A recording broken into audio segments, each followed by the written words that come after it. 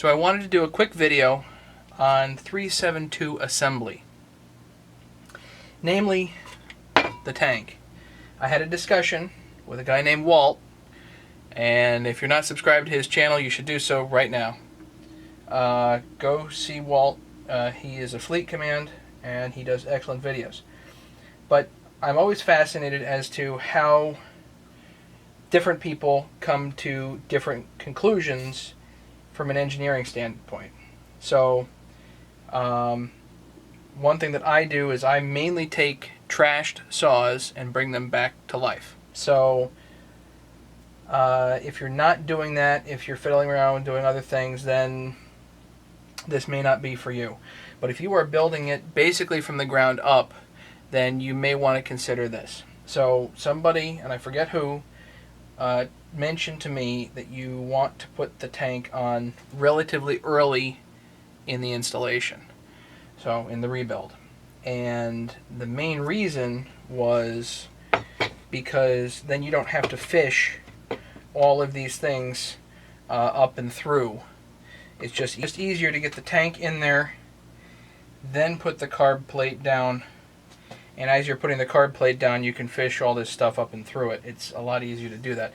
So let's look at that process right now. Yeah, these tanks are a bit of a pain. I'll give it that. They are a pain, and Walt was having basically the same trouble that I was, and probably everybody does.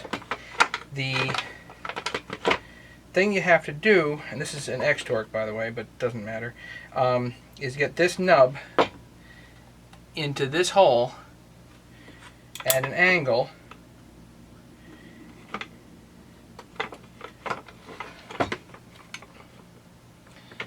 and it isn't easy.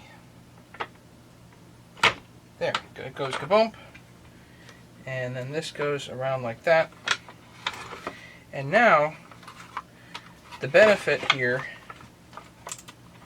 is that all these things, sometimes there's an impulse line here too, depends on which model you have. There's an impulse line that comes up. There's the electrical lines. All that can now get assembled, and then you put the cylinder down with your intake line and all that other stuff. So you can see here how you can actually access all of this if you install the tank as is. So let's throw a couple of screws in there. Screws that gets lost all the time is this one. It's got a smooth end to it, and it goes over here. All it does is kind of prevent excessive movement.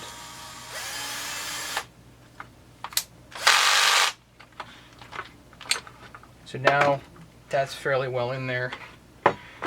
Another thing that you can do is if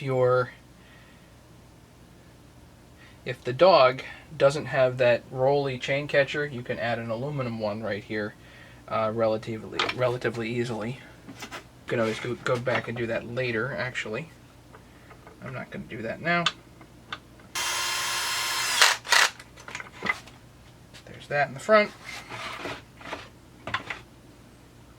for the AV mount, and then there's the side AV mount right here.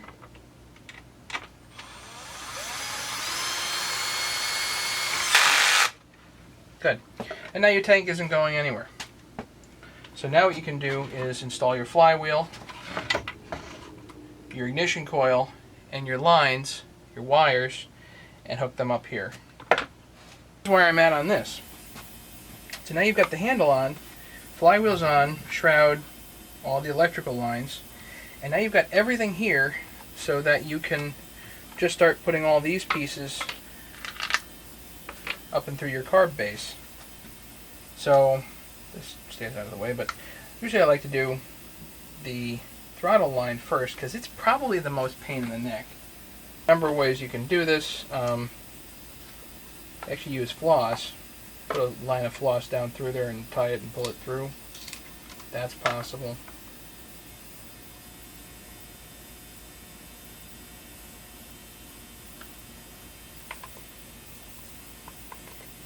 Or you can just push it through with a flat blade. But that's by far the most annoying. Actually, what we should do is put the electrical connections here. We've got our electrical connections that we're going to do. So first thing is ground to the switch, and the next is the shorting lead that comes from the ignition coil. Then you can put your fuel line up and through, and if you have an impulse line now, you can just slide that up and through as well. So those are the only other two things here.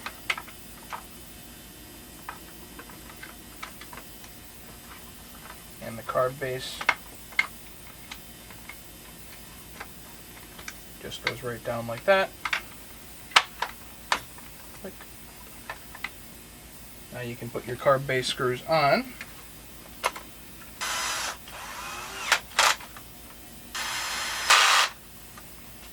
Now the carb base is down, the handle is on, and the next thing to do is actually put your cylinder down here, or you can put the starter cover on or anything of that stuff, but at least now you have the opportunity to put the cylinder head down, and all of this stuff is right here ready to go for you, as opposed to having to fiddle with trying to get the lines up and through there and then working the handle on.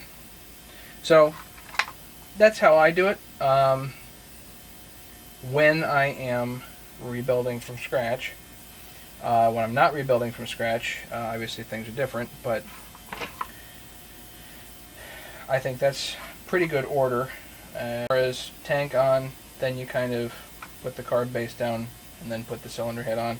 Seems to make a lot of sense to me.